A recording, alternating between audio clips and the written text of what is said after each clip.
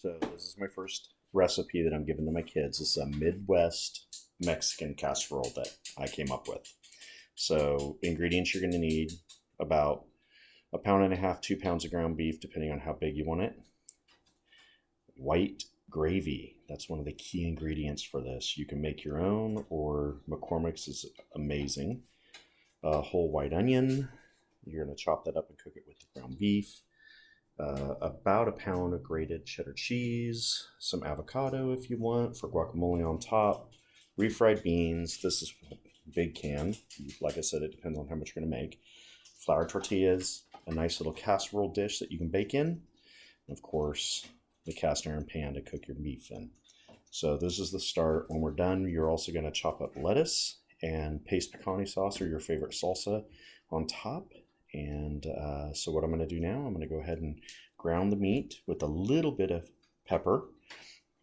You don't need to add any salt to this, but pepper definitely is a bonus to it, but no other seasonings are really required. Okay, here we have our gravy mix, 2 cups of water with the gravy, whisk it in, let it come up to a boil, lightly stir our ground beef. Get a lean ground beef, the higher quality the better. Healthier, better tasting, everything. You can also do ground turkey, ground a lot of different types of stuff, but ground beef is like the original. Anyways, that's where you want to start. Keep cooking it until it's completely cooked, and then we'll pour the gravy into the ground meat. Now, as I was cooking, my children were supposed to help me, but of course Jera is on her computer, won't get off. Kelson is on his computer, won't get off. So yeah, we're still working on that right now. So maybe when their kids watch this, they'll finally understand what I've been talking to them about for so long. Anyways, so when you're browning your meat and getting everything set up, I need to whisk this really quick, because you don't want it to stick to the bottom as it starts to thicken. You're going to set your oven to 350 degrees, bring it up to temperature with the rack in the lower portion of the oven. As you can see, it's right below the middle. Okay, the meat has been browned, I should say, with some onions in it. This is a really big white onion, so I'm only using half of it. I put half of that half, so a quarter of the onion in the ground meat right towards the end. And if you get a good quality meat, you don't even have to strain it, because there's nothing left once it cooks out and steams out. So at this juncture, what we're going to do is we're going to literally take our gravy, and we're going to pour it and mix it into the meat.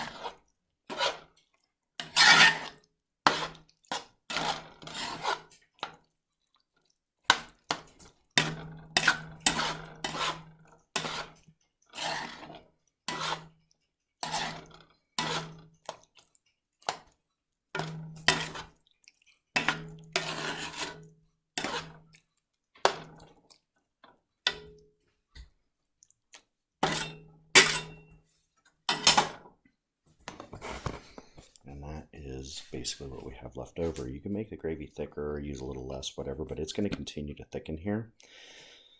So then our next step is we're going to get cutting board out of the way for this. Bring in our casserole. And from here, what we're going to do, I really like to do just a real thin layer of the meat on the bottom to keep things from sticking. Then we're going to take a flour tortilla, and we're going to wipe beans over it, spread it out. We're going to put it in over that little thin layer of meat on the bottom.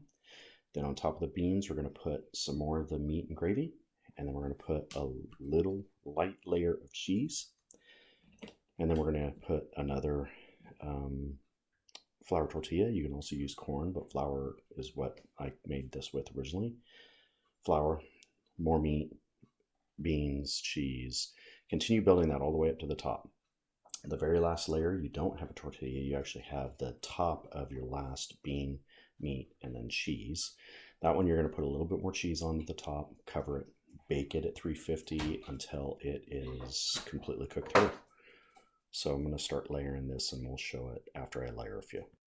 So I wanted to show you the layer so you can see it's not that thick of a layer of beans. And you can see the tortilla. I have a bigger tortilla, so it comes up the side, which is totally fine because we're just going to kind of fold that down as we're putting the next layers on.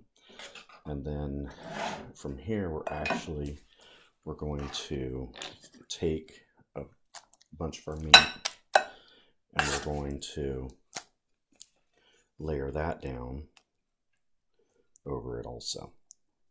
So that's our layers. And then on top of that, we're going to put a little bit of cheese. We're going to continue to build that up. So there is the dish completely loaded. You can see kind of a little bit over the top. Make sure that your edges, things can seep down inside. You shouldn't get much overflow. I do put pans underneath of it so it doesn't, if it ever does, it doesn't drip down into the bottom of the oven. That's why double racks in there, one for a pan, one for this to go on top, and we'll let them bake away. Usually going to bake about 20 minutes, roughly, for it all to kind of blend together. Like I said, all these dishes I'm going to make, these videos, are pretty much about 30-minute meals. So you can put these together from beginning to end in about 30 minutes. So lettuce, the rest of the onion, you cut the lettuce super thin, because you're going to lay that down, and then you're going to put, you can do it on top or on bottom. Usually I do it on top, so you'll get your dish out on top. Then I made guacamole, of course, just paste picante sauce, yellow cap, avocados, a little bit of seasoned salt, and lemon juice. Mix it all together, and you're done.